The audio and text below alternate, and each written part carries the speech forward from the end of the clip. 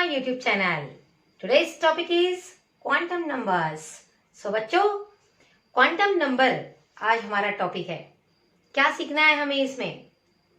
Quantum ये word कहाँ से आया, उसका मीनिंग क्या है, फंक्शन क्या है, ये सारी बातें हम आज के वीडियो में सीखने वाले हैं. सो सी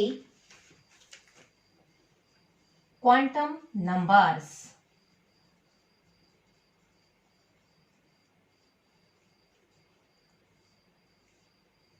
क्वांटम नंबर है ना बच्चों, कैसा रहता है?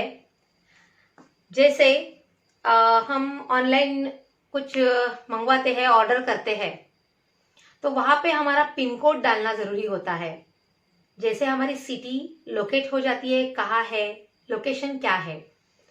वैसे ही अगर हम एड्रेस दे रहे हैं किसी को अपने हाउस का, घर का, तो हम ईच एंड एवरी लोकेशन, उसका पिन, अगर आउट ऑफ स्टेट है तो ऑल दीज थिंग्स हम क्लियरली डिनोट करते हैं.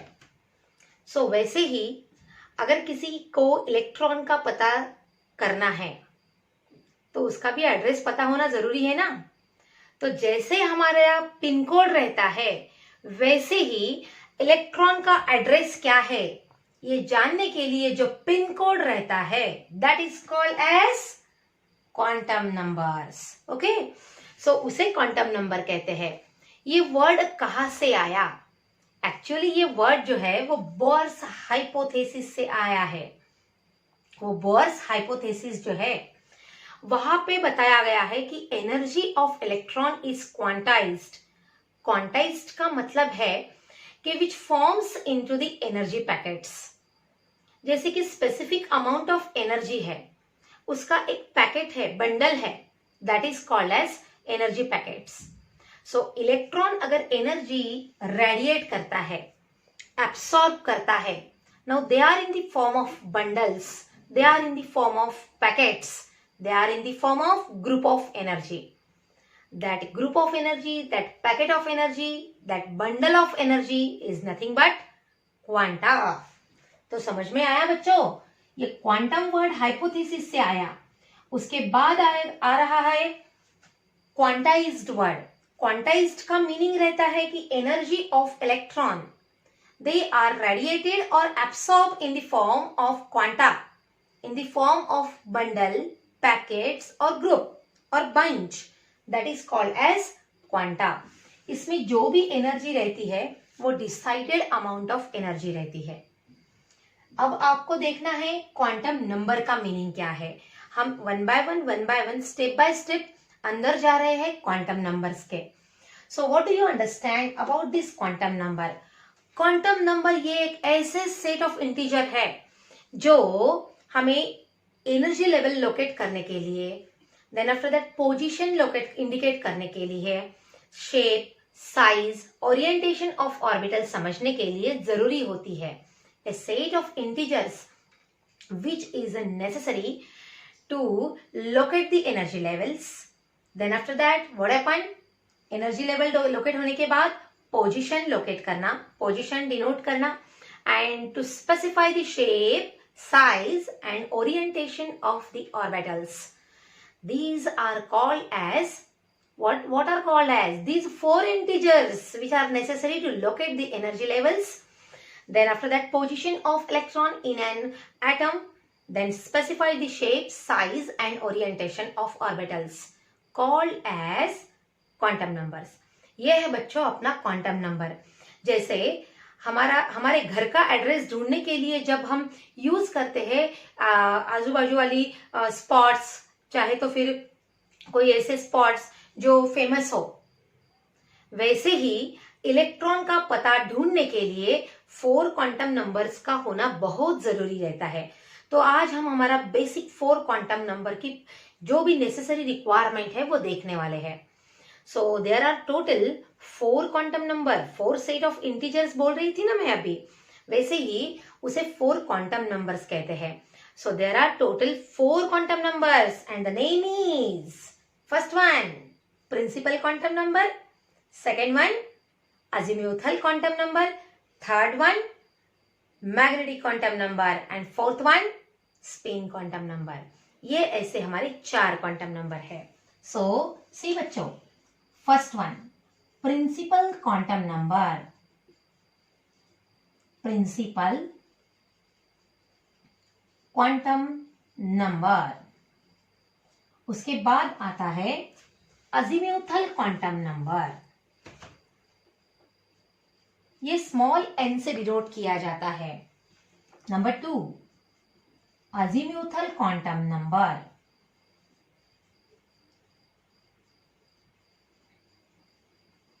अजीमुथल क्वांटम नंबर, इसे स्मॉल l से जाना जाता है। Number 3, magnetic quantum number, magnetic quantum number, इसे स्मॉल m से डिनोट किया जाता है। और लास्ट है हमारा स्पिन क्वांटम नंबर, और ये है स्मॉल s से। So these are our 4 quantum numbers. और अब हमें 1 बाय 1 इस क्वांटम नंबर को देखना है। So let's start. Principal quantum number. See बच्चों, प्रिंसिपल क्वांटम नंबर जो है प्रिंसिपल क्वांटम नंबर ये स्मॉल n से डिनोट किया जाता है और बेसिकली ये मेन एनर्जी लेवल को डिटरमाइन करता है। और ये एवरी n एनर्जी लेवल जो रहती है ना, वो हर एक शेल को डिटरमाइन करती है। और वो कैसे डिटरमाइन करती है वो देखना है। जैसे हम वैल्यूज ऑफ n निकालते हैं, जैसे कि for example values of n, main energy level determine कर रहा है ये प्रिंसिपल क्वांटम नंबर। ये वैल्यूज ऑफ n जो रहता है वो actually started from 1, 2, 3 and so on. So let's consider 1, 2, 3 and here 4. These are the values of n. For every value of n there are shells. अब shells कौन सी है? Shell है बच्चों K shell, L, K, L, M and N. These are shells associated with this value of n, that is called value of this particular quantum number. अब ये एक shell में कितने इलेक्ट्रॉन्स बैठते हैं ये सब आपको पता है, लेकिन कैलकुलेट कैसे करते हैं पता है आपको? These are the maximum capacity of electron. It is denoted by twice n square. ये है इसका फॉर्मूला। अभी इस n की वैल्यू अगर हम 1 रखते हैं तो 2 1 जा 2, इसका मतलब के शेल की कैपेसिटी 2 है। 2 से ज्यादा इस शेल में इलेक्ट्रॉन्स नहीं बैठेंगे, अगर आ भी गए तो वो प्रमोट किए जाएंगे नेक्स्ट शेल में।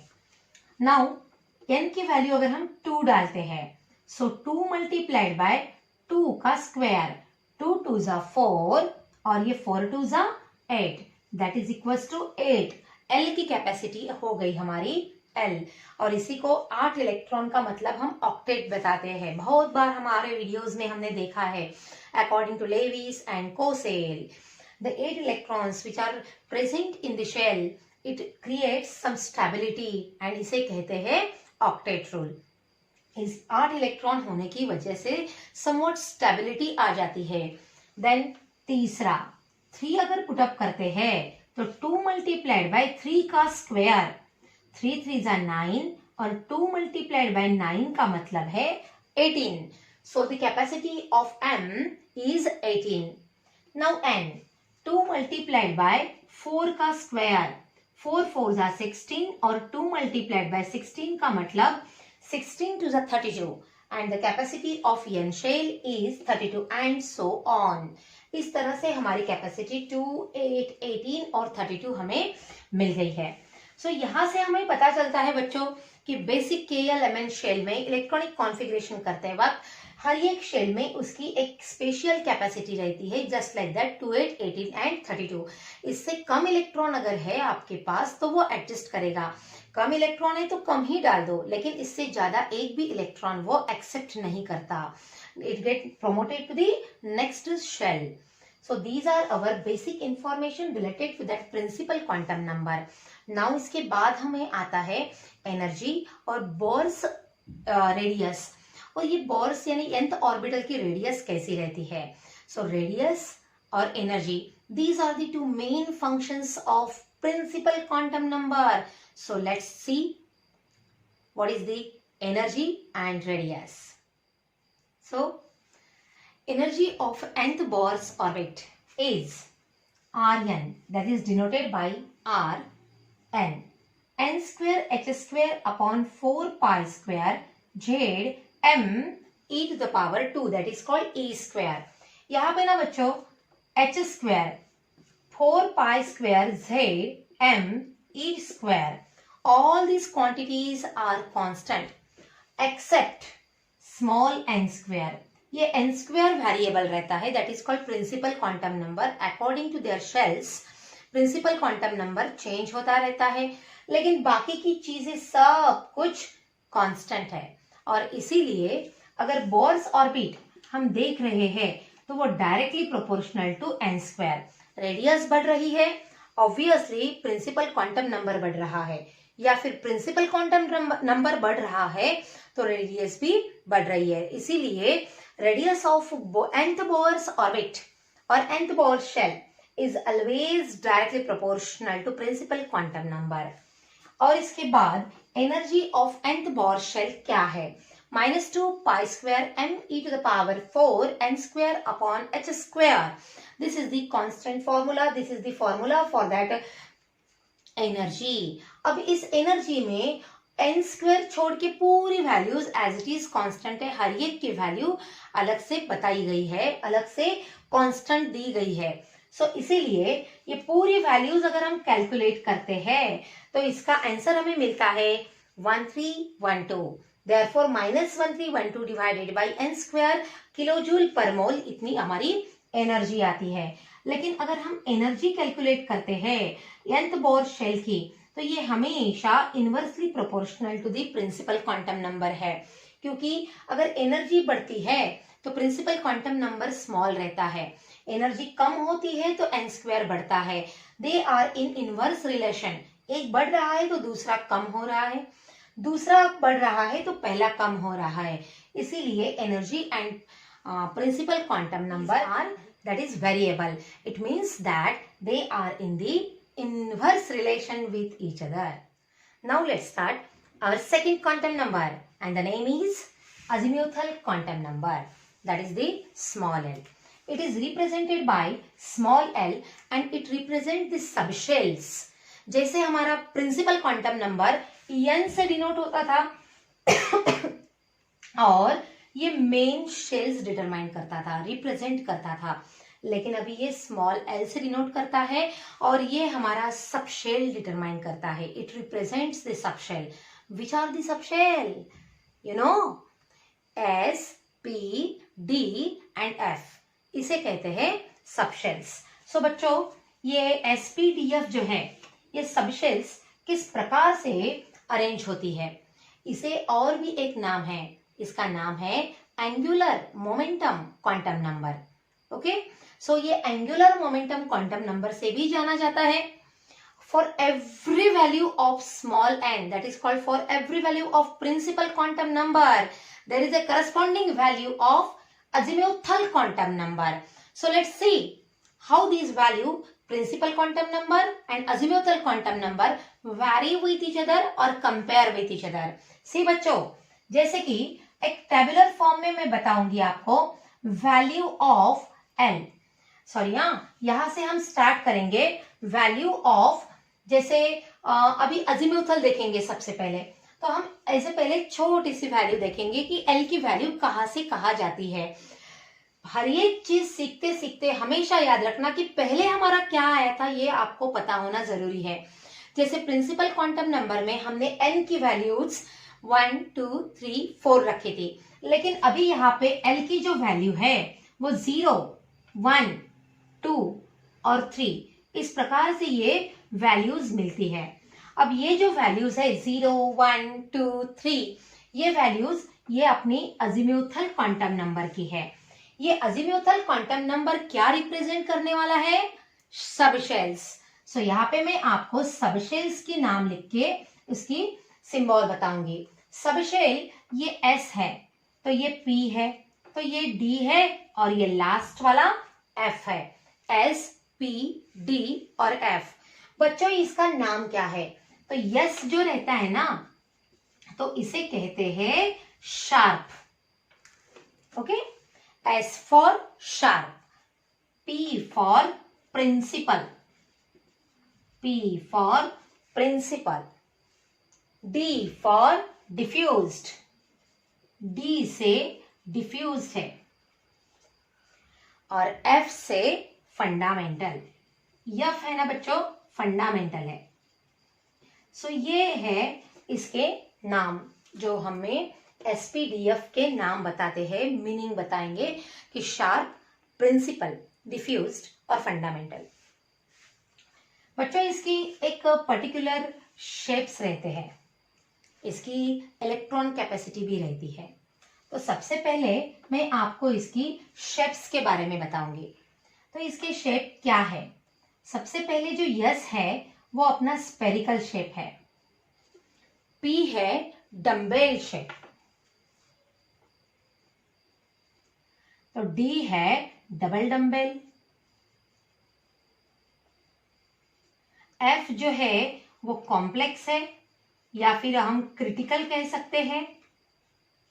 ओके, कॉम्प्लेक्स या फिर क्रिटिकल, ये है हमारे पूरे SPDF ऑर्बिटल्स जो सबशेल्स कहते हैं इसके शेप्स।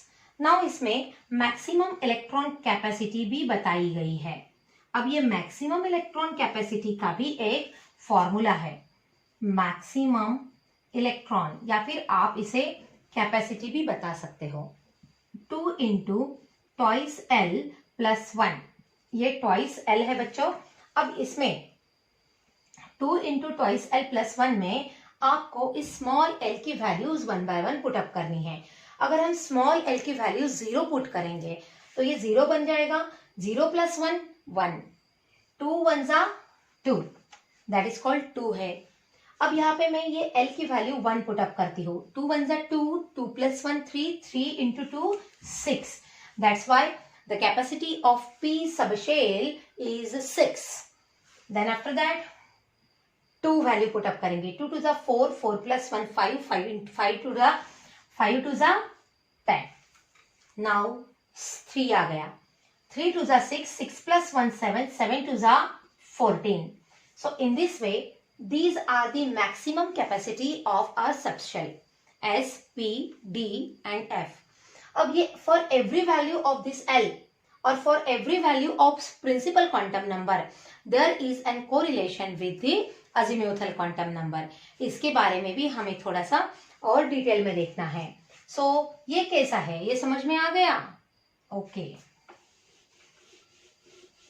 सी। अब इसके बाद हमें थोड़ी सी और जानकारी लेनी है शेल्स के बारे में, प्रिंसिपल क्वांटम नंबर और अजीमुथल क्वांटम नंबर। जैसे हम नेक्स्ट वाला क्वांटम नंबर स्टडी करते हैं तो उसका रिलेशन पिछले वाले क्वांटम नंबर के साथ क्या होता है ये भी पता होना जरूरी रहता है। तो बच्चों ये है हमारे शेल्स जो हमने प्रिंसिपल क्वांटम नंबर में देखे थे। शेल्स के बाद आते हैं प्रिंसिपल क्वांटम नंबर की values. So principal quantum number small n दिया जाता है और इसी के साथ साथ इसका कोरिलेशन हमें L के साथ आता है। तो ये है L और ये यहाँ पे हम सबशेल्स लिखेंगे। कौन सी सबशेल्स आप यूज कर रहे हो, कौन से सबशेल्स आपके पास है? K, L, M, N ये आपको पता है, हमने अभी अभी देखे हैं। Okay, so the value of this n, that is principal quantum number, is 1, 2, 3 and 4, because principal quantum number की वैल्यू 1 से स्टार्ट होती है, लेकिन स्मॉल एल की वैल्यू जो रहती है वो 0 से स्टार्ट होती है। तो इसीलिए ये 1 वैल्यू है, इसका मतलब टोटल वैल्यूज इसमें 1 है। तो 1 का मतलब कौन सी है? तो 0 ये एक वैल्यू है और ये एक सिंगल वैल्यू है, इसीलिए ये 1 करस्पॉन्डिंग टू दैट 0। बट यहाँ पे 2 है, 2 का मतलब L की वैल्यू 2 आनी चाहिए। 2 का मतलब 2 नहीं, 2 का मतलब 1, 2, ऐसी अलग अलग 2 वैल्यूज आनी चाहिए। सो इसीलिए 0, 1 हो गए ये 2 वैल्यू। देन ये 3, 0, 1, 2, यहाँ पे 0, 1, 2 and 3. These are the values of L. Now subshells. सबसे पहले यूज होता है बच्चों yes subshell. Then after that S, P, then S, P, D, 3 और लास्ट में पूरे सबशेल्स यूज होते हैं S, P, D and F subshells. So these are the values. अब इसमें जो एंगुलर मोमेंटम आता है एंगुलर मोमेंटम जो आता है इसका छोटा सा फॉर्मूला है, और वो जो एंगुलर मोमेंटम ऑफ इलेक्ट्रॉन जो रहता है वो देखो, एंगुलर मोमेंटम ऑफ इलेक्ट्रॉन, ये ना बच्चों कैसे रहता है, अंडर रूट ऑफ ये जो अपना अजीमुथल क्वांटम नंबर है वो L प्लस 1, ये है अपना स्क्वायर ब्रैकेट, स्क्वायर में अंडर रूट में आने के बाद H upon 4 pi, H upon just a second ना, ये 4 पाई स्क्वायर करके आएगा, विदाउट स्क्वायर है ये, अंडर रूट ऑफ और square root of L plus 1 H upon twice pi. This is nothing but the angular momentum of electron. Now these are all the information of azimuthal quantum number. So अभी हमारा तीसरा quantum number है magnetic quantum number.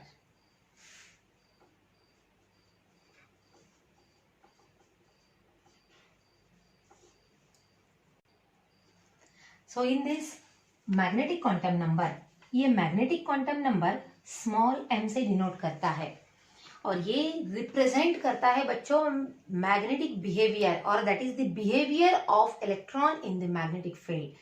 किसी भी electron का magnetic field में कैसा behaviour रहता है, ये समझने के लिए मैग्नेटिक क्वांटम नंबर का पता होना जरूरी है. रिप्रेजेंट m से करते हैं, और एक बात है कि ये जो है जैसे small n main energy level के बारे में बताता है, स्मॉल l सबशेल के बारे में बताता है, वैसे ही ये मैग्नेटिक क्वांटम नंबर ऑर्बिटल्स के बारे में बताता है. That is called small m. Magnetic quantum number represents orbitals of the electron.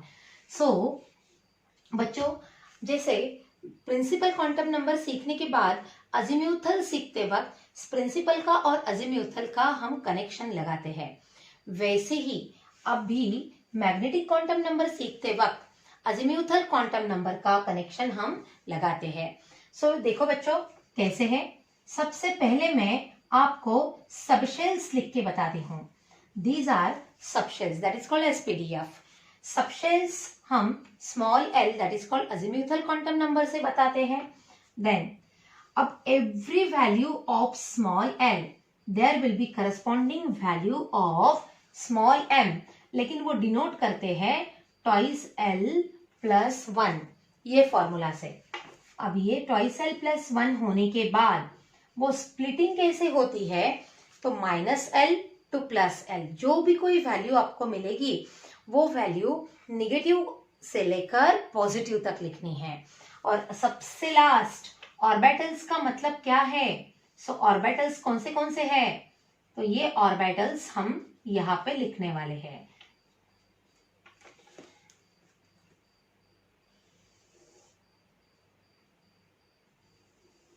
C S, P, D और F, ये हमारे सबशेल्स है, ये आपको पता है।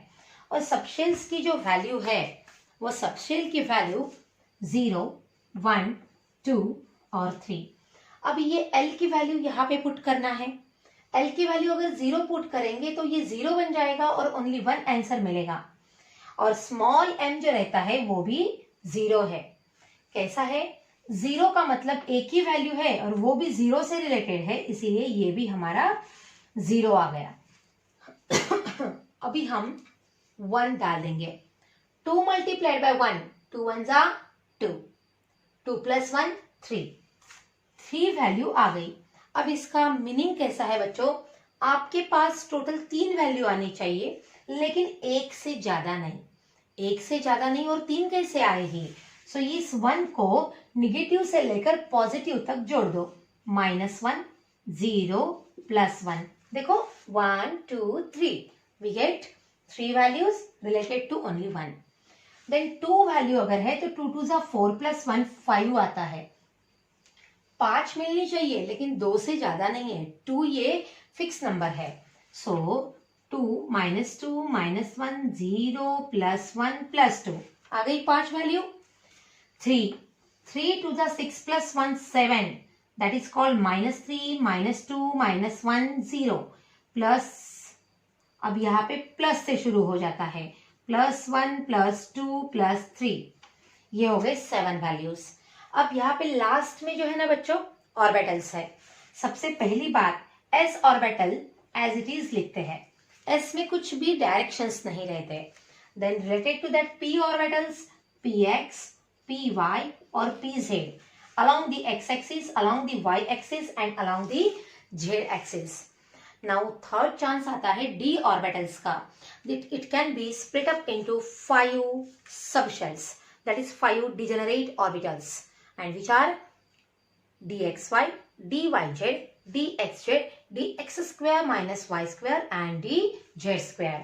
So बच्चों ये है values d की, dxy, dyz, dxz, dx square minus y square and dz square. f की वैल्यू में आपको अलग से पूरा मिटा के बताने वाली हूँ, क्योंकि f में आपको 7 वैल्यूज आती है यहाँ पे। लेकिन ये जो 7 वैल्यूज है ना बच्चों, एक्चुअली ये जो ऑर्बिटल्स है ये समवॉट कॉम्प्लिकेटेड है, क्रिटिकल है, और इसीलिए मैं ये अलग से लिख के बताऊंगी आपको f सबशेल किस प्रकार से स्प्लिट अप होता है। एक्चुअली f जो है ना बच्चों वो 7 में स्प्लिट अप होता है। 7 उसके सबशेल्स रहते हैं, 7 बॉक्सेस रहते हैं। सो आउट ऑफ विच कौन से है वो हमें देखने हैं। तो 3 है, इसीलिए fx क्यूब, fy क्यूब और तीसरा fz क्यूब। ओके, देन चौथा f of x, y and z। अभी थोड़ा सा चेंज है, याद रखना, x, y और ये z, यहां से यहां जाना है, यहां से यहां और यहां से यहां। अब इसकी बाद की जो 3 शेल्स है वो ऑर्बिटल्स कैसे याद रखनी है, देखो। अब मैं यहाँ पे f ऑफ x लिखूंगी, तो f ऑफ x लिखूंगी तो y और z बाद में आते हैं, x के बाद y, y के बाद z, लेकिन सीधा नहीं जाते हुए उसे उल्टा करना है। y z है ना, तो zx z और y करना है। तो f of z square minus f of y square. See बच्चों, x है तो y माइनस z कर सकते हैं, नहीं, उसे उल्टा करना है, z square minus y square. Then f of y लिखेंगे, y के बाद z आता है, लेकिन हम z नहीं लिखेंगे, xz लिखेंगे। सो f of x square minus f of z square. See here, f of y, z square minus x square नहीं, x square minus z square लिखेंगे y के बाद। देन f ऑफ z के बारे में देखना, f ऑफ z है मेरे पास, z के बाद, सी हियर, z के बाद x आता है और x के बाद y आता है, यानी x y का काम है मुझे, लेकिन मैं उल्टा लिखूंगी, y माइनस x लिखूंगी। So F Y square minus F X square. इस प्रकार से 1 2 3 4 5 6 और 7, these are the splitting. So बच्चों, ये है हमारा magnetic quantum number. Magnetic quantum number के बाद आता है लास्ट वाला, बहुत ही interesting, that is called as spin quantum number. So बच्चों, स्पिन, इलेक्ट्रॉन एक टाइनी मैग्नेट जैसा रहता है। क्यों रहता है पता है इलेक्ट्रॉन टाइनी मैग्नेट जैसा?